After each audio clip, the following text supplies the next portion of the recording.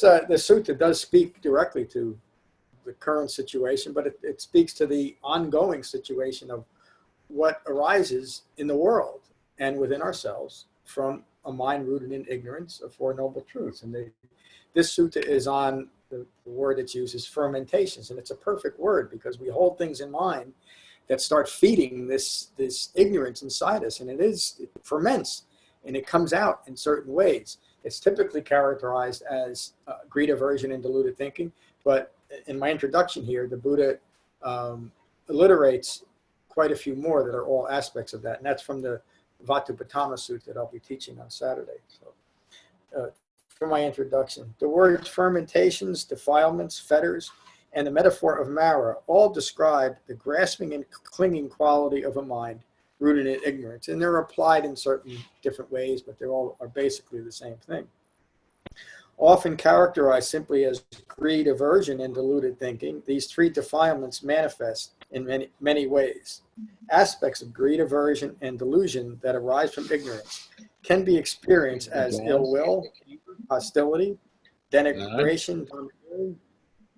Hold on a second. I can't hear you. Yeah, I think it's on your end, Mike. I can see that my mic is working. Jane, can you hear me? Jane? Yeah, Can you hear me? I can. Okay, yeah, it's got to be on your end. Okay, these are the Buddha's words from the Vatupadhamma Sutta, where he's describing these fermentations. Ill will, anger, hostility, denigration, domineering, envy, jealousy, hypocrisy, fraud, obstinacy, presumption, conceit, arrogance, vanity. I don't know what that word is, and negligence. These are also known as fetters and are sometimes listed simply as greed, aversion, and deluded thinking, which include all defiling mental qualities. The Sabbasava Sutta. The Buddha was at Savatthi in Jita's Grove, Anatha Pandika's monastery, where he presented this teaching. Friends, the ending of the fermentations is for one who knows and understands skillful and unskillful mindfulness. The ending of the fermentations is not possible by one who does not know or understand skillful and unskillful mindfulness. And again, the Buddha is talking about the very specific application of mindfulness that he employs, which is holding in mind the framework of the Eightfold Path as our way of life, and mindfulness that leads to gaining insight of three marks of existence, and really nothing else. It's when we get distracted by holding in mind things that are contrary to the Buddha's Dhamma that we can only increase our fermentations, because we're distracted from that core issue that the Buddha addressed. And this really is primary. There's no excusing greed, aversion, or deluded thinking for a Dhamma practitioner. There's only recognition of it, and recognition of the hurtful nature of holding something in mind that can give rise in me to greed, aversion, or deluded thinking. Is that clear? And that is the essence of the Buddha's teaching. It is not, certainly nothing magical or mystical. It's not about attaining anything outside of the body, but it's also not about gaining anything in the phenomenal world except peace of mind.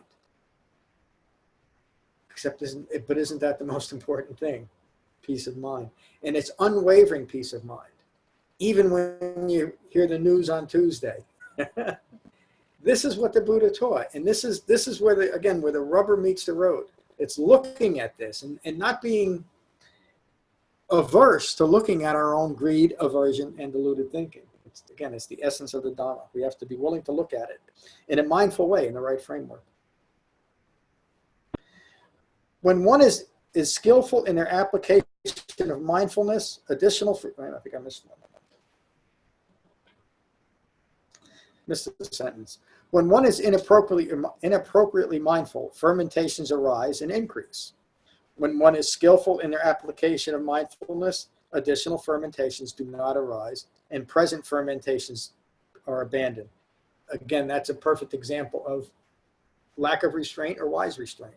Because if we are incorporating wise restraint as part of our life and part of our Dhamma practice, when these feelings of justifiable anger, ill will, hatred, whatever else we list these as, we'll be able to practice restraint. And when we do that mindfully and consistently, very, very quickly, we will let go of all of that hurtful behavior. Because no matter how long we've been stuck in an ignorant view, and this is a brief teaching on karma, it doesn't take, if we spent 30 years stuck in ignorant views, it doesn't take a concomitant 30 years to get out of it. The simple recognition that my thinking is rooted in ignorance, and then developing the knowledge of Four Noble Truths through the Eightfold Path ends all greed, aversion, and deluded thinking. And that's a promise, if you will, that the Buddha says over and over and over again. If you want to do that, this is what you do to achieve it. When one is skillful in their application of mindfulness, additional fermentations do not arise, and present fermentations are abandoned. Friends, there are 7 ways to abandon fermentations. There are fermentations that are to be abandoned by understanding, meaning developing the Four Noble Truths and the Eightfold Path. And one lacking instruction of the Eightfold Path, having no regard for the Dhamma or for those of integrity, meaning those that have integrated the Eightfold Path. This one cannot discern what is skillful to be mindful of and what is unskillful to be mindful of. Again, it's just a simple and direct statement. If you're lacking the framework of the Eightfold Path, you don't have any guidance on what is to be recognized as a fermentation and abandoned, and what is to be cultivated as skillful. They are lacking the framework for clear knowing provided by the Eightfold Path. And what are ideas that are unskillful to be mindful of? Whatever ideas that, when held in mind, develop sensual craving or increase sensual craving. Pretty simple, huh? What are ideas that are unskillful to be mindful of? Any ideas that, when held in mind, develop sensual craving or increase sensual craving. And that's just about any thought of a mind rooted in ignorance. And we're almost taught to massage these ignorant views in a way that we can somehow justify them. And again, that's fine to do.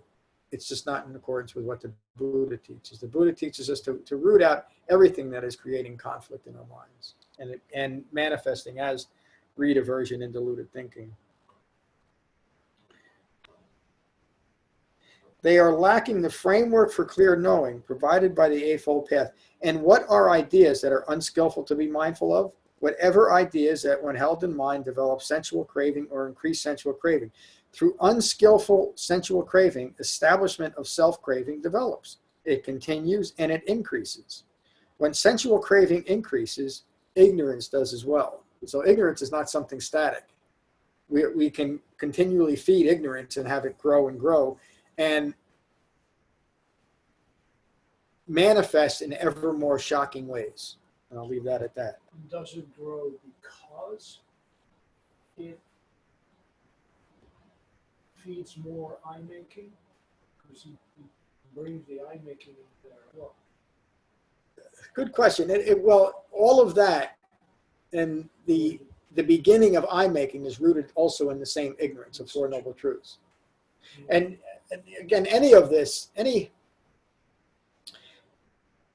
justification for greed, aversion, or deluded thinking is rooted in eye making.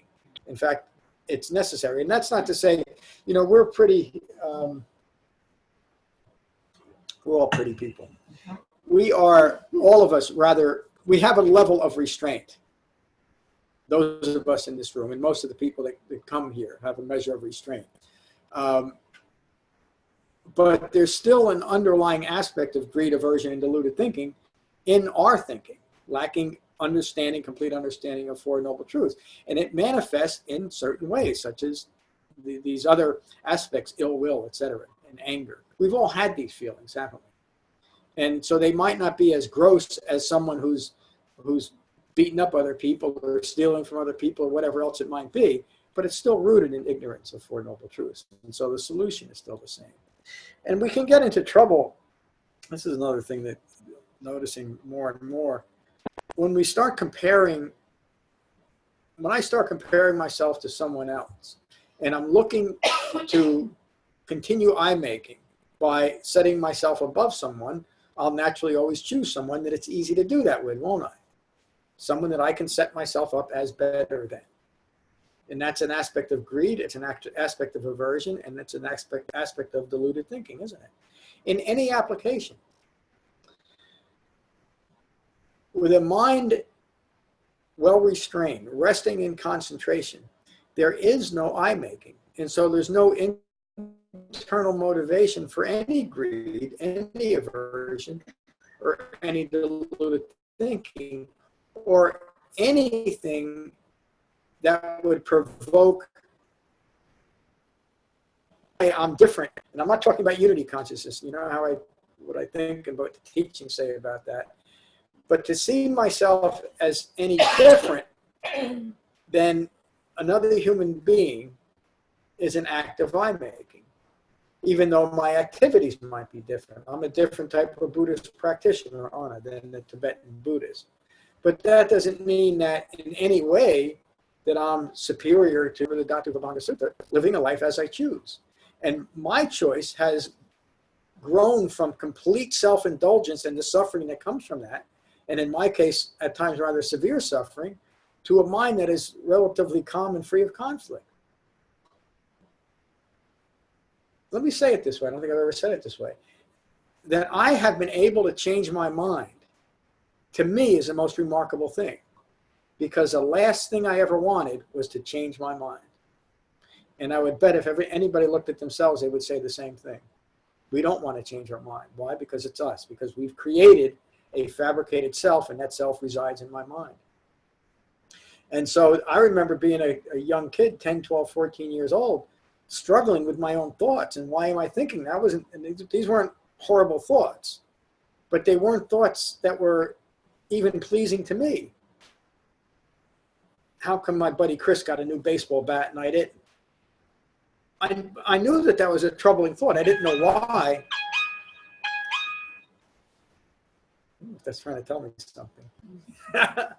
I knew it was a troubling thought, but I had no framework for understanding it. And so I just continued with that conflicted mind, leading to ever increasing frustration and at times even anger. And it wasn't until I started developing the Buddha's teaching that I understood why, which is so important. We understand the nature of our own conflicted minds, don't we? And because we understand that at an experiential level, we can change it. If we don't experience it, we can't change it. If we don't know what to look for, we can't change it. Can we? Yes. Looking at my fermentations, and it's being able to see your own pattern of thinking. Yes. Which is so familiar to you that you can't see it anymore. What you're describing is you actually had a physical. You're going back to your drinking.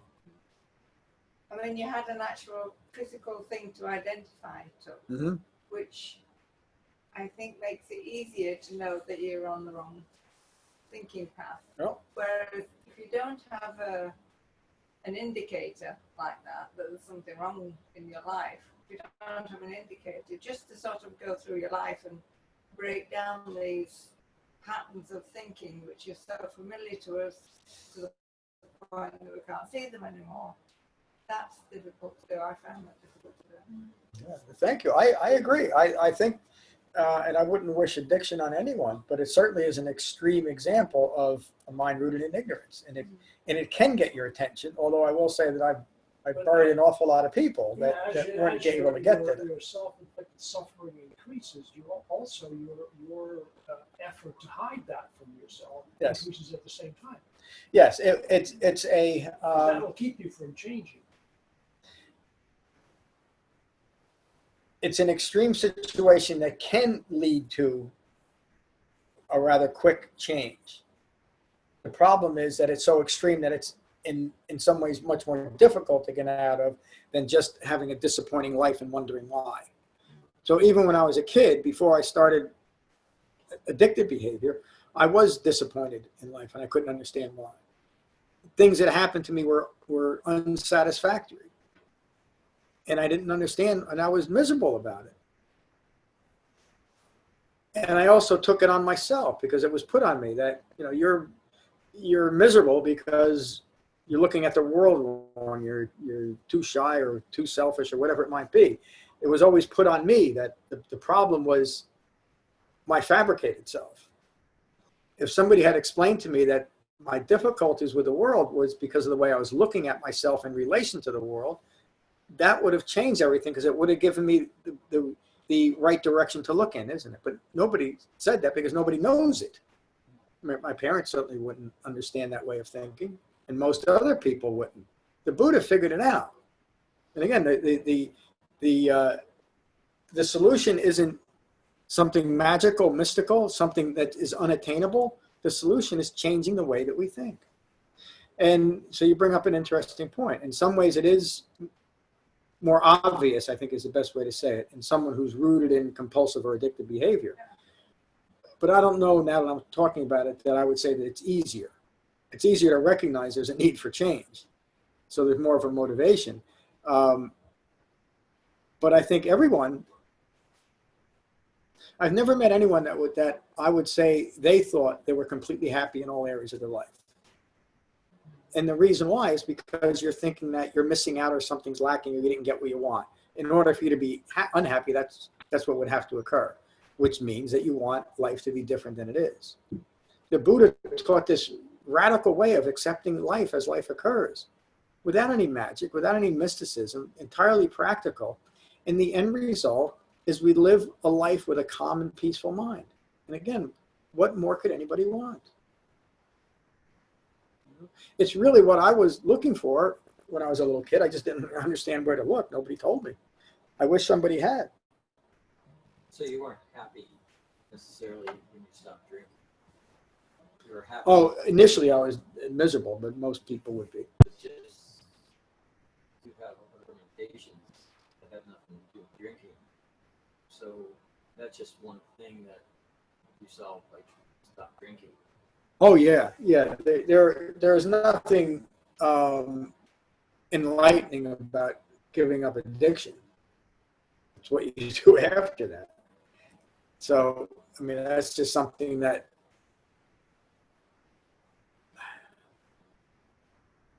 in many ways I would say I was fortunate that I was able to do that, and you're that person there. But it was an interesting series of events at the end. But I remember, even as messed up as I was, and I was still detoxing, that I made a conscious decision to live. But my conscious decision took me a few hours. I don't know if I've even talked about this. For a few hours, sitting on the place called 2 Central. It wasn't called 2 Central back then. It was much later. A behavioral health center for detox. And I spent a few hours thinking, do I want to live or do I want to die? And at the time, it was a toss-up. It really was. And I knew that I could just walk out of that place right then, walk across the street and buy a bottle and keep going. And I knew that I'd be dead in a few days. And I literally weighed that. And I mean, that's how messed up my thinking was. But at the time, it was reasonable to me to think, maybe I'll go this way instead of that way. But when I made the decision that I wanted to live, then things started changing, you know. And eventually, I found different meditation practices. That was part of my recovery. And then eventually, I found Buddhist meditation, and then the rest is history. Okay, let me continue with this. And what are ideas that are unskillful to be mindful of? Whatever ideas, when held in mind, develop sensual craving or increase sensual craving. So we all know what those are. And we know, we can look at the process. If what I'm holding in mind is it increasing some type of craving in me, it's an unskillful thought. So that's a pretty easy benchmark, isn't it? A framework to look at things. Through unskillful sensual craving, establishment of self-craving develops, continues, and increases. When sensual craving increases, ignorance does as well. These are ideas that are to be mindfully recognized and mindfully abandoned. That means with intention, with mindful intention. And what are ideas that are appropriate, that to be appropriately mindful of? Any ideas that do not develop sensual craving or increase sensual craving. Appropriate or right mindfulness releases any sensual craving that has developed, and no establishment of craving for a self arises, and the fermentation of ignorance is abandoned. I'm going to read that again. Appropriate right mindfulness releases any sensual craving that has developed, and no establishment of craving for a self arises, and the fermentation of ignorance is now abandoned. So again, it's a direct action that we take to recognize and abandon any of these fermentations. As they arise, we simply recognize this is what has arisen. And that's always a good point to remind yourself that this aspect of sensual craving, no matter how far it's taken me in my thinking, I can stop wherever I am. I can cut it off at the root by reminding myself, this is not me, this is not mine, this is not what I am. Completely depersonalizing what is sometimes intensely, or at least feels as intensely personal. I mean, there's really nothing more personal in the world than sensual craving, is there? I don't know why that the image of Linus with his blue blanket is popping in my head. Sensual craving. And again, there's nothing more personal than that, isn't it? That's why it's so hard to recognize some of the more subtle aspects of it. But it doesn't mean that we're not involved in the world with our senses. They're just not, we're not running wild with our senses. Our senses are being used appropriately and mindfully to simply engage in the world and know what we're doing. We're using the taste consciousness to understand that we're tasting something, et cetera, et cetera. But when we attach a wrong view to it, then sensual craving is present. And when we feed it, we're only increasing ignorance. Is that clear? Everyone understands that? Can you I'm not going too far. Is it true to say that information that we get through our senses is just information? No matter what it is. If you do anything more than just take it as information, you're out. I would say if you attach, yes. Really, if you attach any of your label to it or your point of view, yeah. and again, I don't want to get into it, but what we talked about earlier is a good example of that. Because I see things a certain way, I'm going to see events a certain way, and I mean we all do that. It's not right or wrong, except when it's rooted in ignorance, we can only continue ignorance. When you recognize it as a fabrication, you simply let it go. And you way that the Buddha said, when seeing, there's only the seeing. That's right. Yep. Yeah. That's what it means. Only could do that. Yeah. Well, but you can, and you are doing it. We all are doing it. We're all developing that ability to see what is seen and hear what is heard, period, without adding anything to it. And at times, I'm going to go back to that, what I talked about earlier, just as an example, because I think about it. When I watched what I watched, I couldn't help but I could feel it. I could feel my upset, and I thought about it. But I checked myself. Am I mad at the protesters? I really wasn't. I was shocked by what was going on. Am I mad at the ideology? No. Am I mad at the other? No. The conclusion that I came to is I'm just deeply saddened at what's occurring in the world, and that's how we should be, I think. So what you were feeling was not an anger, but a sadness. It was a deep sadness, and I mean I don't want to get too deep into it. And even as I looked at it deeper, it was a deep sadness for the younger people in our world, because I don't want to get too deep into that. My point is that we gain the ability to feel what's appropriate in the moment without falling into judgment or labels or using an upsetting situation to justify hatred in me. That's why the suit is so strong, that it's so situational, that it talks about tolerating, it talks about avoiding, but it also talks about ultimately you have to develop that wisdom to be ultimately released and abandoned. So I thought that this, like I got so stuck on restraint for weeks, months after after the retreat, that when I bumped into this, it just made everything,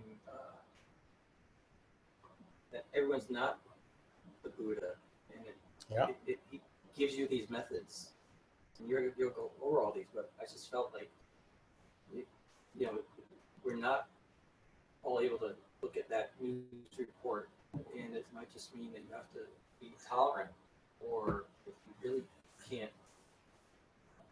deal with something, avoid it, even though mindfulness is all about facing things. Sometimes you do have to take a step back and mindfully avoid something. Yep. The Buddha would say in the proper time. And enveloped by the Eightfold Path. Yep. Because then that's the program. It is. Thank you. I've always been like contrary. I've always kind of seen the world in a slightly different way than most people do. And I think because I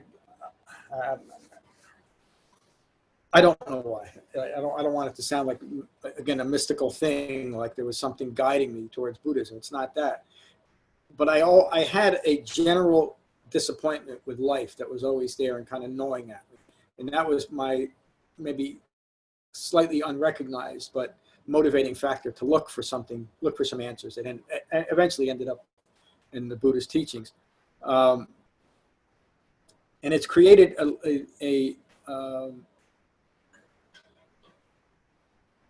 an interesting way. That's not the right word. I don't want this to sound self-aggrandizing because I don't mean it that way, but I think it's a good example here. That I think I freely hated as much as most people do because of the conditioning that we have, and I justified it at times. When I was growing up, you hated the Red Menace. It's a silly ideology, but that's what I grew up with. I also grew up in a racially segregated town, even in my lifetime, and I didn't buy into that type of hatred. But now I can't see, again, relating it back to the little discussion, I don't see the left or the right as deserving of my hatred or anything else except understanding and being able to see the ignorance that's pervasive in the world. And to me, the situation, even though there's polar opposites at play, the situation is just one karmic field, like the Sabbasava Sutta says. You know, it's just what's playing out there, and all the actors are deluded. And that allows me to keep coming back to the solution, which is not out there. The solution for me is the end of ignorance, because that way I understand the ignorance of the world. And that's what the Buddha teaches. That's what we're all developing, by the way. Maybe we'll talk a little bit about that at the end of the class if I ever finish this. Let me finish this and maybe we'll touch on that. Appropriate or right mindfulness releases any sensual craving that has developed, and no establishment of craving for a self arises, and the fermentation of ignorance is abandoned. These are ideas that are, what's coming up? These are ideas that are unskillful to hold in mind. And we've touched on these in the past. They're also related to the teachings on jhana and all those teachings on what it means to teach an authentic Dhamma. These are unskillful things to hold in mind, unskillful ideas. Did I exist in the past? Did I not exist in the past? Will I exist in the future? Will I not exist in the future? These are common questions that mankind has been asking themselves all forever. It's common and encouraged in a lot of modern Buddhism, and it was common during the Buddhist time, that a so-called spiritual practice or religious practice was designed to specifically answer these questions and establish yourself in these non-physical realms. The Buddha realized these are just foolishness. The question or the idea, what am I now? What am I not? Meaning, again, that's that question of do I exist? And if I don't exist on this plane, how do I exist? And this relates to the Hindu idea and other religions' idea of a soul. Where have I come from? And now, look at all these questions. Let me read them quickly and then make the point. Did I exist in the past? Did I not exist in the past? Will I exist in the future? Will I not exist in the future? What am I now? What am I now? What am I not?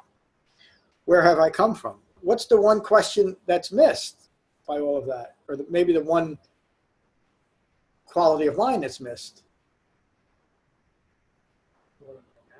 It's not what am I? No, it's just now. I don't have to worry. I don't have to think about what am I. I'm living it. If I can bring my mind into my body, there's no question about where I am or what I am because I'm here. Is that clear? And when a mind is united in this body, there's no speculation about what it is because it knows it. It's having the experience of it. That's why when we're caught up in speculative and fabricated views, it can only lead to further ignorance because we're never back where we are. And if we're going to get anywhere as far as conflict-free quality of mind, we have to be where that experience can take place. Is that clear? Yeah, there's no becoming future or past. There's just being. There's just being, and relating to that becoming, in this moment holds the potential to either become further ignorant or become awakened. And we become awakened by uniting our mind and our body, free of any provocation towards ignorance. Holding in mind these unskillful ideas, 6 confused and deluded views will arise. Watch these. The view that I have a self is established. I think we've all fallen into that, huh? The view that I have no self is established, meaning nothingness, emptiness, or annihilation. And that's the idea that, part of the idea is that when I die, there's nothing, but also more importantly in relation to spiritual practices and Buddhist practices is that if I do enough of the right things and gain enough of the right knowledge and do enough of the right rituals and practices, when I no longer exist physically, I can exist happily non-physically. Do you see what you've done to yourself there again? You've taken yourself out of your body. You've projected yourself into a quality of mind, a fabricated quality of mind that is more acceptable to you because what's occurring right now isn't, or you want to be here for what's occurring. And all of that is not so much situational, but conditioned. In other words, it's not because you're having a bad day or a bad week or bad politics. It's because of a conditioned way of thinking that you would end up with that type of view. Is that clear? Yes, no? Mm-hmm. Holding in mind these unskillful ideas, 6 confused and deluded views will arise. The view that I have a self is now established. The view that I have no self is established. I have a self because I perceive a self. That's saying I think, therefore I am. That just because I'm perceiving this, that this gives this authenticity and reality. But when the views that I'm using to say that are rooted in ignorance, what am I looking at? A view rooted in ignorance. No matter how much I want to insist that this is reality, this is truth, this is what's occurring, it isn't. And because it isn't, I have no control over it, do I? And I'm constantly prone to disappointment, unsatisfactory experiences, and constant distraction. I have a self because I perceive that I am not a self. This is just confused and discursive thinking. And again, it sounds crazy, doesn't it? I have a self because I perceive that I am not a self.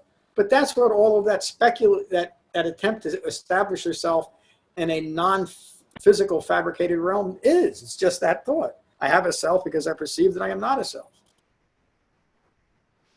I am not a self because I perceive a self, another confused and discursive view.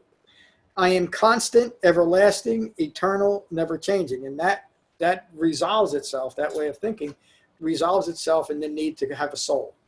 Because what else do I need if I'm going to live forever? I have to fabricate something that will carry me through.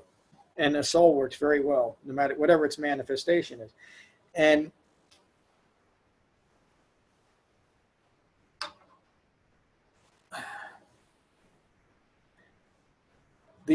I was talking to somebody about non-duality, and this I don't know if I can explain it well enough. This idea that I have a soul, which arises from people espousing a non-dual reality, that we're all one, insists on a dual nature, doesn't it? That there's me, and there's something me, but not me, that lives on forever and ever and ever. Do you see the confusion?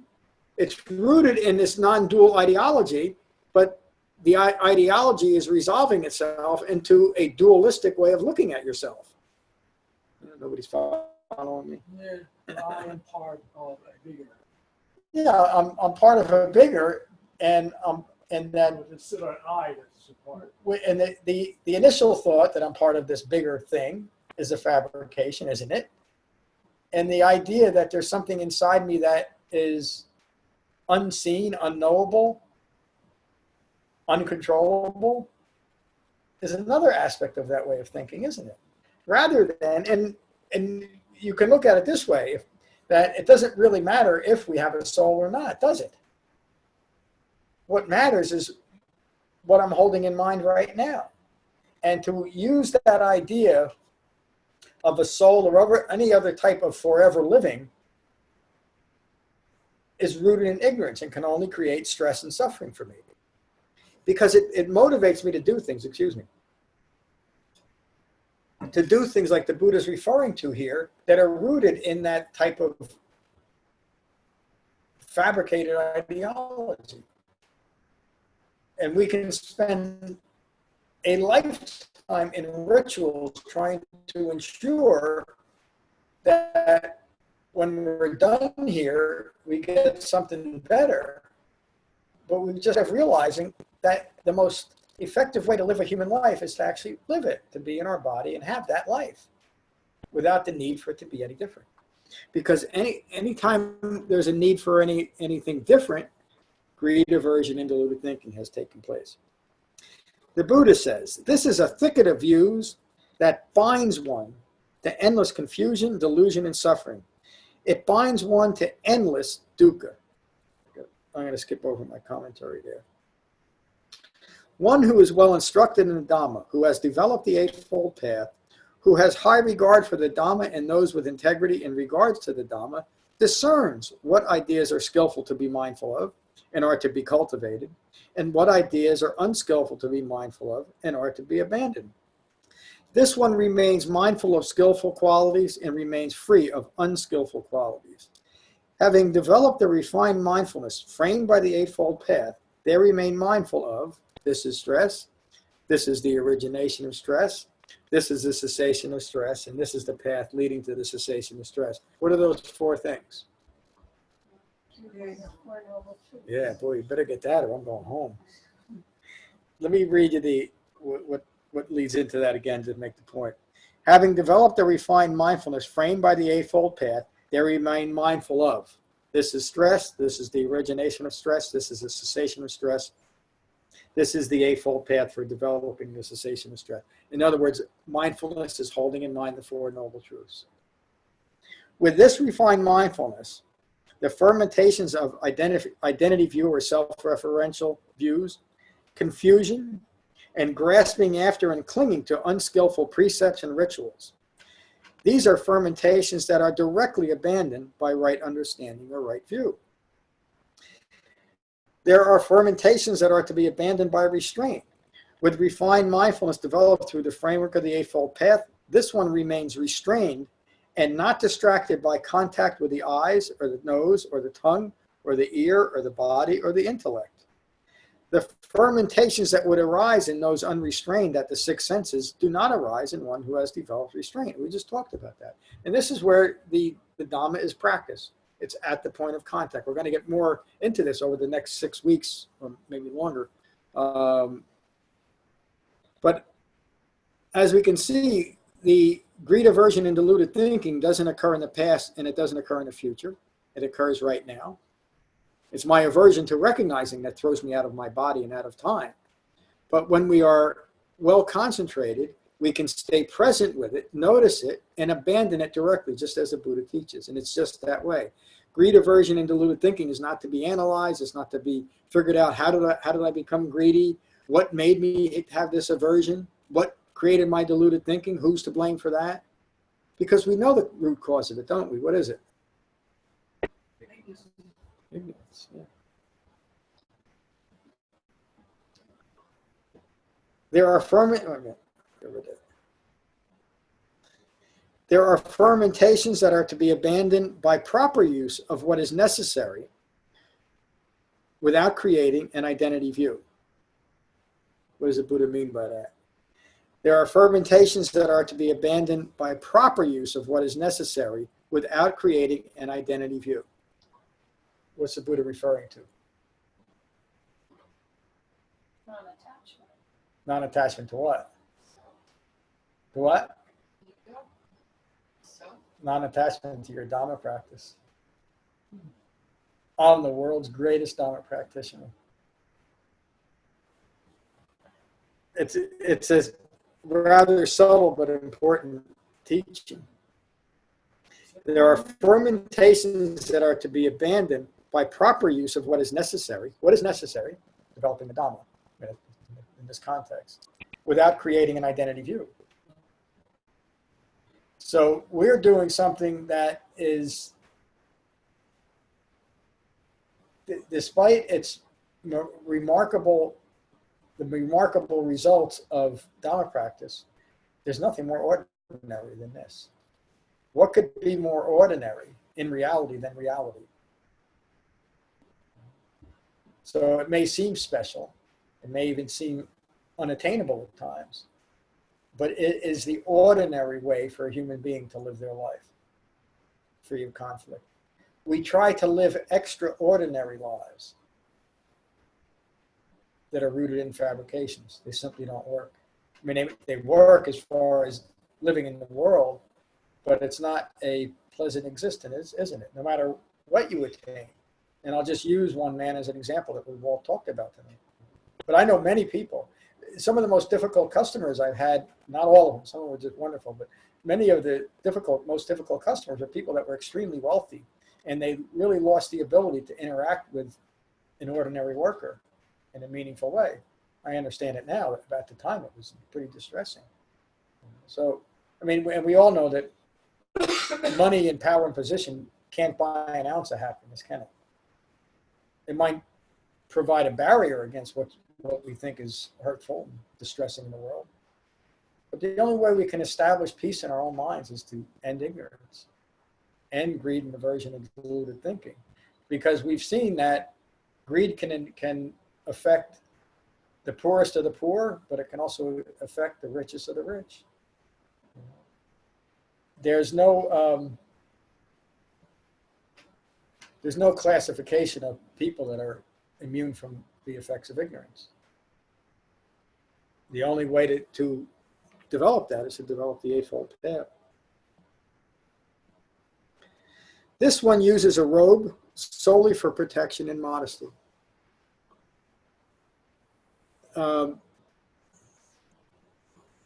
Again, it's a reference to the lack of eye-making. There were times, there's stories here and there where the Buddha was offered very fine robes, usually from wealthy benefactors, and he refused them. And it wasn't even out of some kind of fabricated humility. It was because what he was wearing was just fine. He didn't need to have, a couple stripes on the arm, like military reference. When I read the setting around the Buddha, one of the things that's most remarkable to me is this man truly was living what he taught. Because at any point in his last 45 years of his life, he could have ruled India, and he probably knew it. But it was beyond anything he would even think of for himself. The only thing he wanted was to live in peace and teach other people how to do the same. And one bowl of food and 3 ratty robes was enough for him. And I think he lived the most incredible life of any human being. That's not to say we should all do that. That would be a ridiculous statement. but it is to say that the more simple our lives get, and I'm not just talking about physical objects, really the simplicity in our outer life is a reflection of a simple and quiet mind. That's how it manifests. Modesty. This one uses food not for entertainment or for intoxication or for growing large. I always like that line. Or for beautification, but simply for the survival and continuation of the body so that the Eightfold Path can be developed. This one uses lodging solely for protection and the enjoyment of seclusion. This one uses medicine for the purpose of curing sickness and to be free of pain and disease. The fermentations of unskillful using, meaning creating an identity from what is used, are abandoned by skillful using. It simply means I'm interacting and using and consuming some things simply because of the necessity of my human life. But there's no me in it. And everybody gets that, don't you? Maybe I'll talk about this if we have time later. The fermentations of unskillful using, creating an identity from what is used, are abandoned by skillful using. There are fermentations that are to be abandoned by tolerating.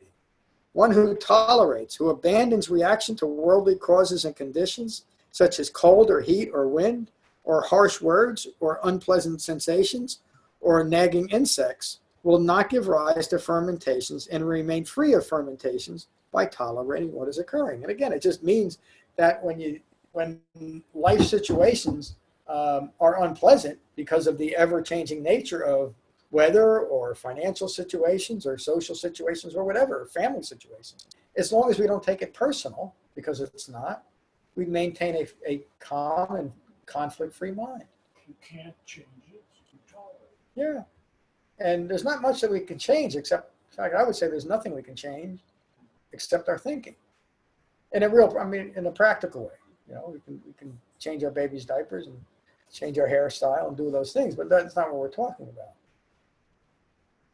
The changes we can make to the outer world, no matter what we do, no matter what we legislate or force, are only temporary at best, no matter how long they might last. The changes we make internally in the way we think are everlasting. That's what the Buddha means when he talks about the deathless state. It's not some kind of physical immortality. It means there's nothing left inside me to give birth to another moment prone to disappointment because it's rooted in ignorance. The deathless state.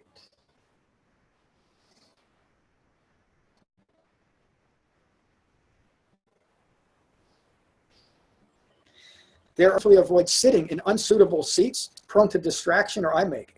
This one avoids sitting with harmful animals or sitting in brambles or in a cesspool or other unsuitable habitats. This one avoids association with unskillful friends. This one avoids fermentations by avoiding, what is skillful to avoid. Most of that seems like just simple practical advice.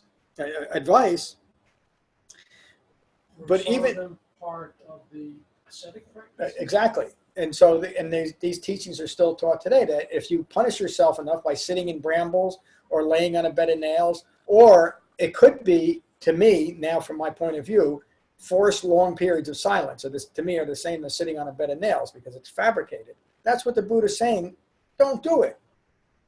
You can't hurt yourself into peace. Although that's what ascetic practices were during the Buddha's time and still today.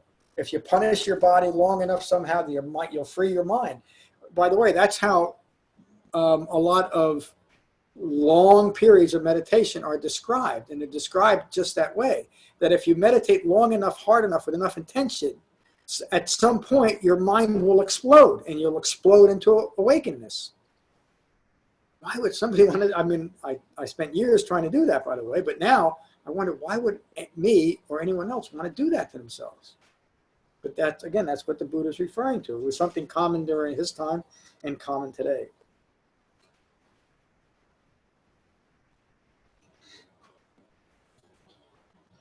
Did I read this? I can't remember. There are fermentations that are to be abandoned by destroying arisen thoughts of ill will and cruelty. This one abandons hurtful thoughts, words, and deeds and eliminates them from their existence. It's not all that hard to do. There are fermentations that are to be abandoned by developing the refined mindfulness of the Eightfold Path.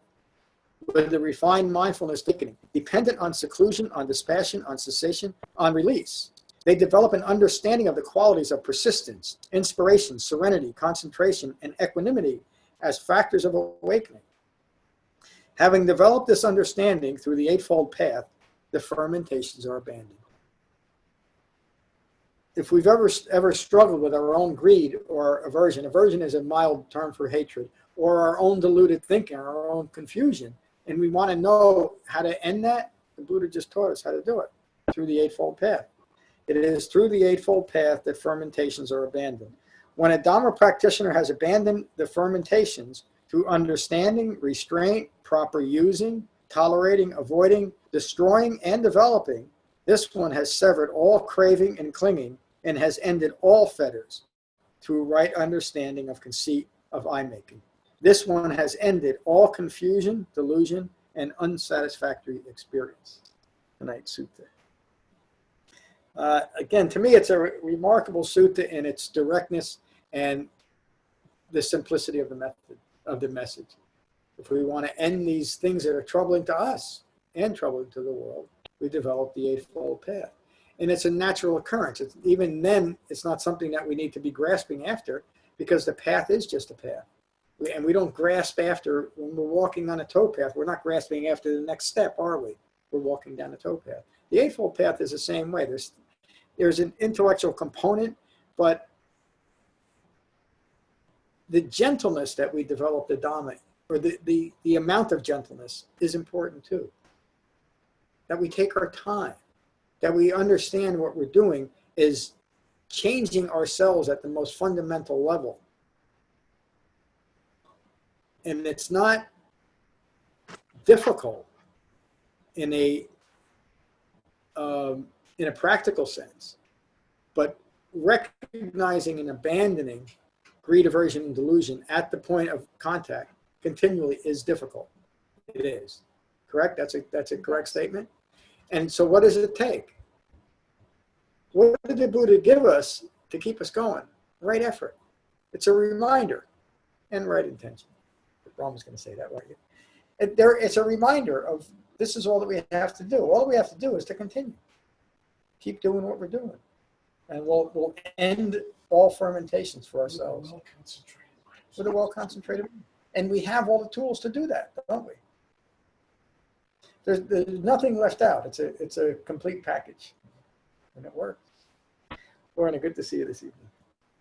Good to be here. I'll sit in the I'm glad you're here. Nick left us. Jane, how are you?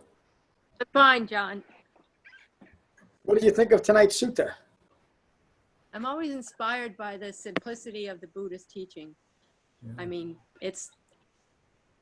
I have no control over the world, and yet I'm the only one who can help me develop a calm and peaceful mind.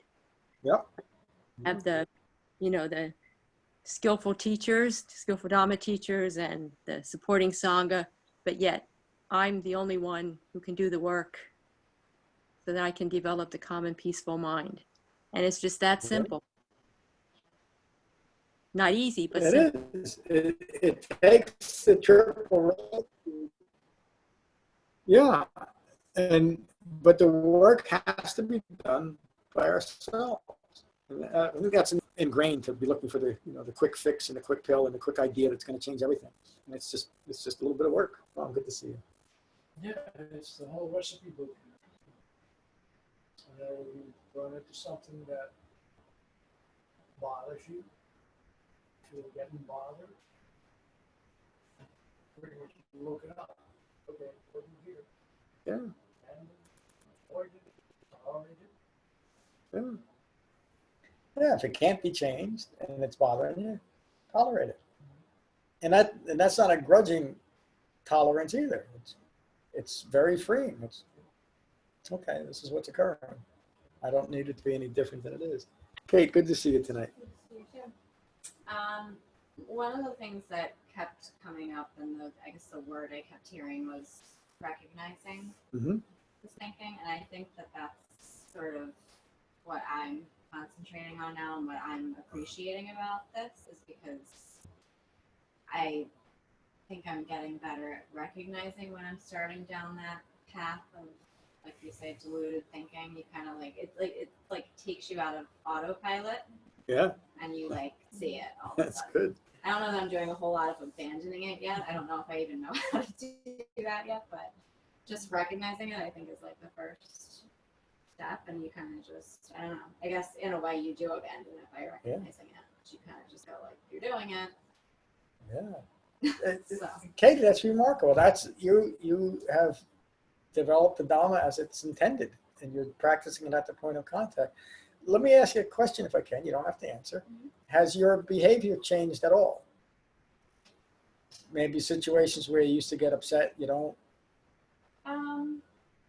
Yeah, in a very subtle way, I think. That's abandoning. Because Yeah. the reason I asked the question is you're not sure if you have.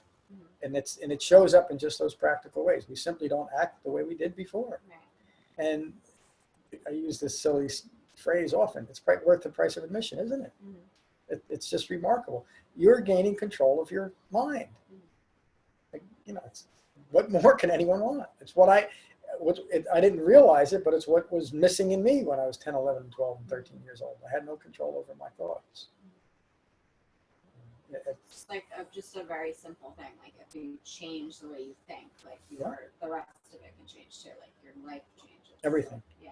Everything. And the things that were so difficult to us in the past are not so anymore. We make different choices that helps improve the quality of our life too at times. But they're mindful choices. They're not choices against something or someone. They're just mindful choices. Wise associations is not a choice or a decision against someone. It's simply wise. Thank you. Thanks for your input tonight. Helen, good to see you. Thank you. Good to be here. I too will take notes. Glad you're here. David, good to see you. Thank you for your teaching. Said enough. Thanks for being here and for bringing up the Sabbasava Sutta a little while ago. Bonnie, how are you tonight? Good to see you. Uh-oh, boy, I put everybody to sleep tonight, I think. Hello, Liz. How are you? I'm doing well. I think part of it all too is just realizing that if you're in disagreement with someone, you're just in disagreement with someone. You don't have to. That this is my lesson. That you don't have to consider it bait. You don't have to take the bait. You just disagree. Use your framework to get through it, and just feel compassion where you need to feel compassion, and do what you can and accept what you can't, and just hone yourself more into and this is probably what's going to happen with you, is that you start to feel where the restraint takes place and feel where the abandonment takes place, because you'll be in a situation and you'll find yourself literally reacting to something differently. Mm-hmm. And that's like what we were talking about last week, the idea of not having to tick off jhana 1, jhana 2, the different levels of jhana, but just that when you are in a bed, and then that's the whole part of seeing for yourself, that it's not that you look at what it is, you look at what it isn't. If you haven't been meditating twice a day, if you haven't been doing any studying of the Dhamma, and you're not having satisfaction in the results, you can sort of line things up and be where you need to pay attention. Yeah. And then sometimes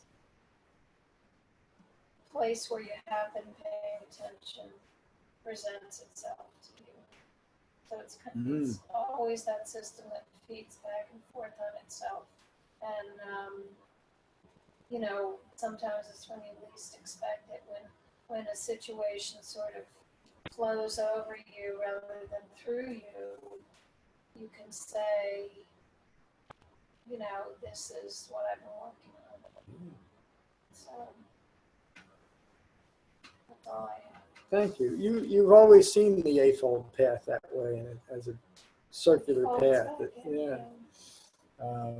And that way of looking at jhana that's the way to recognize it. But recognizing what's developing is much different than striving for it, isn't it? Yeah. And I think Helen brought up a good point about that. You know, it is. It We always recognize it. reminds me of those ridiculous tavern puzzles. You know those metal pieces of metal that fold back into themselves, but if you twist it and turn it a certain way, you can take them apart. Do you know what I mean? Those they're called tavern puzzles. They're usually made out of wrought iron, and they can drive you crazy. But I always felt that if you just sort of relaxed into it and just let the metal pieces sort of bounce back and forth in your hand, all of a sudden you could do that turn and the whole thing would come apart. Wow. I'll have to send you a picture of what they look like, because I gave one to my friend's husband once, and she called me and she said, if you ever give him a tavern puzzle again, I won't speak to you, because he was obsessed with trying to get this tavern puzzle apart. But if you just relax into it and not fight the twists and turns, the puzzle comes apart. Do you know what I'm talking about? I don't know that, but I know I had a Rubik's Cube once. Yeah. And I tried that for about 2 days solid. Then I had hair to pull out, which I did. And I gave it to my younger brother. He kept it for a day, and he gave it to our dog. Never able to finish it. Thank you, Liz. And that's another part of the Dhamma. You know, the framework of the Eightfold Path is there so that we can recognize that we're actually doing this. It's not. There's nothing vague about this at all. There's nothing acquisitory. Just do it. You know, the simple framework, and I think you're all seeing now specifically where to apply it when stuff's coming up. And the best thing to do when stuff is coming up is to remember, this is not me, this is not mine, this is not what I am. Imagine if that was the worldwide mantra. You know, we'd have peace in the world. I know it's not going to happen. I'm not saying that. But if we could stop taking things so damn personal, there'd be no conflict at all in the world, would there? There'd be no reason for it. It just would be. And then we might actually be able to work together to build a place that can accommodate everyone freely. I mean, that's, that we should just have a world where everybody gets along and nobody has to work too hard, because we could. I mean, we really could. But we're nowhere near that. I just got the picture in my head of a demonstration in Amsterdam somewhere in the late 60s. Huge number of young people marching down the street with a banner in front. There's nothing on that.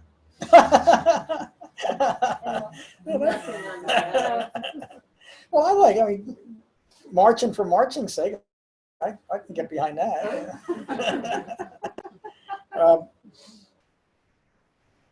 The situation in the world today is no different than it was, literally no different than it was 2,600 years ago. The solution is still the same. And there's still, just like there was 2,600 years ago, there's still a relatively small group of people that are able to maintain a calm and peaceful mind no matter what's going on. And most of those were members of the original Sangha. And today, I would say most of them are part of this Sangha and a few others. And even when I have an occurrence like today that got me saddened, I understand it. And again, I don't want this to sound self-aggrandizing. It's when I think about what's occurring in my mind, this is a remarkable life to have. And if I told my story one way, it might be like the saddest thing you ever heard. But that's just because of the way that I put it. If I talk about everybody's has tragedies in their life, haven't they? Everyone. You don't get through this life unscathed. But why look at that? And why I say what I just said is because I've gotten my mind back. Or I shouldn't say I got my mind back. I got my mind because I never had it before. And that's everything. So no matter what the impermanent phenomena that's arising and passing away in my life, just like every other person's life, I don't take it personal anymore. And that is something that I cling to. And that really has changed everything. So no matter what's occurring in the world, no matter what direction the world is going in or who's this and who's that, the opportunity to awaken is always there. And that's free of any external circumstances. And again, that's the greatest gift. So it can never be taken away. That's enough for tonight. There's a follow-up sutta to this that I mentioned called the Vatupama Sutta that I'm going to teach on Saturday. Lorna will be here. So I encourage you to listen to it. I'll post it as soon as I can because it really ties in with this and kind of leads into what we're going to be starting, I think, next week, which is going to be 6, 8, 10 weeks on dependent on the 3 marks of existence, but in a very focused and methodical way. I think you'll get a lot of benefit out of it. I think it's time that we do that. And that's what's coming up. So we'll finish with Metta, as we always do.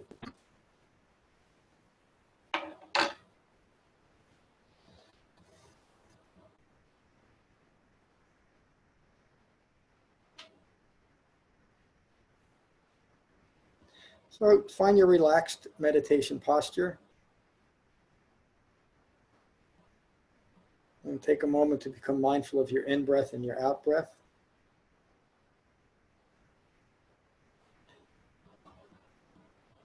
And these are the Buddha's words on Metta from the Karaniya Metta Sutta. This is what should be done by one who is skilled in goodness and who knows the path of peace. Let them be able and upright, straightforward and gentle in speech, humble and not conceited, contented and easily satisfied, unburdened with duties and frugal in their ways, peaceful and calm and wise and skillful, not proud or demanding in nature. Let them not do the slightest thing that the wise would later reprove. Wishing, in gladness and in safety, may all beings be at ease. Whatever living beings there may be, whether they are weak or strong, omitting none, the great or the mighty, medium, short, or small, the seen and the unseen, those living near and far away, those born and to be born, may all beings be at ease. Let none deceive another or despise any being in any state. Let none through anger or ill will wish harm upon another.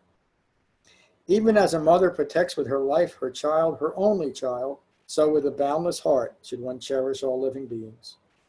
Radiating kindness over the entire world, spreading upwards to the skies and downwards to the depths, outwards and unbounded, freed from hatred and ill will. Whether standing or walking, seated or lying down, free from drowsiness, one should sustain this recollection. This is said to be the sublime abiding. By not holding to fixed views, the pure-hearted one, having clarity of vision, being freed from all sense desires, is not born again into this world. Thank you all for a wonderful class tonight. Peace. Thank you. Peace. You're welcome. Did you find that? I did. Good. The one about the